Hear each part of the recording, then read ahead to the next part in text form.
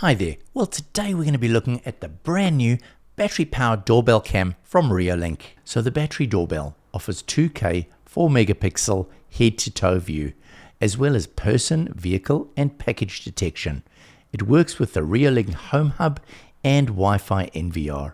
It also operates on 5 or 2.4 dual band Wi-Fi and is also IP65 waterproof. It's easy to install with just 2 screws, offers multiple Chime options including Reolink Chime, Miss A or Google Assistant, and is easy to power either via cables from your existing doorbell supply or via charging the battery installed within it using a USB-C connection. So let's have a look inside the box. A mounting template, quick start guide there, and then of course we've got the peel to get that off. It's a little bit larger than the other doorbell camera.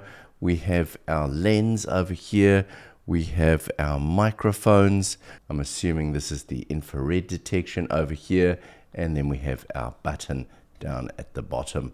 On the back side, we have connections for power if needed. And then if we open up over here, we have our micro SD card slot. And we also have a USB-C connection. It feels quite heavy. You can feel it's got some batteries inside there. Okay, so we have a little cable there if we wish to power it. We have a USB-C cable, and then we have our mounting brackets. So having a look at our mounting bracket, you obviously use the 2 screws provided to mount this on the front of the door, and then you put this in place and that will then click. When you want to remove it, you would need to use this little tool, press that in, and that will allow it to be removed. Now they do have a standoff, which is really nice. A lot of the doorbells don't come with this, so basically you would need to put that there, and that would mean that you could angle it quite nicely to get a good view of someone coming to your door. So in order to record the information locally to the doorbell, all we do is we stick our SD card in there like that and clip it in. Next, we open up the Reolink app and we press the plus button to connect it. Then it's asking us to scan. So we scan the code on the back. Now asks us to select the network. So we're going to say connect to Wi-Fi network, removed. Status light is white. Long press the power button. So we'll hold that. Well, it looks red to me, but let's press it on anyway. Status light. Have you heard the voice prompt? Let's go next. Put the password in and we'll go next. It wants us to scan it now. So we'll take the camera and we'll scan it. There we go. It's connecting. Save password. Next. There we go. It seems to have connected. Now it asks us to create a device password. Go next. Name the device. We'll just leave it as a Reolink Battery Doorbell. Tells us a couple of things that we should avoid, like pointing it at strong light, and it's complete. So start to install, and we'll skip this. Use a Reolink Chime. So we have been supplied with a Chime as well. This is not part of the system. It is an add-on that you need to purchase. We'll just skip the Chime for now. So having a look at the Chime, it's got the speaker on the back and the power points. On the side, we've got a couple of buttons there for volume, etc. And then we have a little display LED here on the front. So we're going to use a Reolink wireless Chime. Yes, we do. Plug the Chime into the socket. Yes, we've done that. Press the doorbell button. Yes, we've done that. Feedback from the Chime. Get feedback from the Chime. And we'll install it. We can go and we can enable the push notifications. We'll allow for that and agree. The notifications we'll allow is incoming call from doorbell. So having a look at the picture, really nice and clear.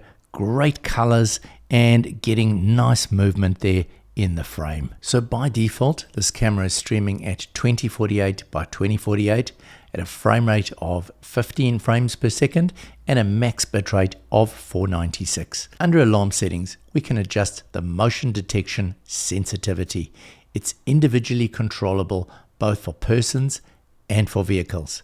We can also set object sizes, both customizable for persons and vehicle, as well as creating non-detection zones specifically for people, vehicle, and others. There are adjustments for the status light. You can select it either to come auto on, always on at night, plus auto, or stay off. Under audio, you can select whether or not to record audio. You can adjust the recording volume, as well as being able to adjust noise reduction and selecting whether the doorbell button sounds come through. And you can also select the voice message. So this is a message that will play, a fun message if no one responds to the doorbell. Hi, please leave the package at the door. We'll get it later. When I first tested the sound on the doorbell recording, it seemed to be quite muffled. My name is Simon. I'm just testing the audio quality on. I contacted Reolink and they suggested pushing a small pin into the microphone hole. After I'd done this, the sound was vastly improved. Testing the sound on the Reolink Battery Doorbell camera. So we walk up the stairway, little blue light comes on, and there's our alert, so we can press on that. Pops it up there, we'll press the doorbell, and pretty much immediately that comes up, we can answer it. And now we've got our two-way audio. Obviously got some feedback because they're right next to each other, but the audio quality is pretty good. So we can see that in Home Assistant, the doorbell has been detected. We can add it over there. Username, we'll put the password in. As you can see, I had some issues connecting it to Home Assistant. When I contacted Reolink, they said that it needed to be connected either to the Home Hub or to the Wi-Fi NVR in order to be viewed within Home Assistant. So once I'd connected the Reolink doorbell directly through the Reolink Home Hub, we then had access to a whole heap of sensors within Home Assistant. First one being here the quick reply message and then the siren. Then we have access to the actual stream of the camera itself over there. We've then got access to the various sensors, so motion, package, person, vehicle, and visitor. So this is awesome because you can send yourself alert perhaps specifically or do something when you get a package. We also have some other views that we can select here if we want. Then we've got our package detection, so we can actually set the sensitivity of package, person, and vehicle individually from within Home Assistant. Once again, we've got another access to the quick reply message. We can also adjust the time for the quick reply. We can select day and night modes, door button sounds, the LED control. We've got full control over that. We can select our email event on and off, FTP uploads. We can actually select the Chime sound selections. We can change the infrared on or off, the record settings. So obviously we wanted to have it on recording. We can select the PIR sensitivity, push notifications, turn recording on and off both for video and audio, select siren on event, status LED, and the overall volume. Plus we have a whole lot of other additional things that we can add on here if we wish to. Down the bottom here we've got our diagnostics, so we can have a look at our battery, the state of the battery, currently discharging, battery temperature, as well as the sleep status.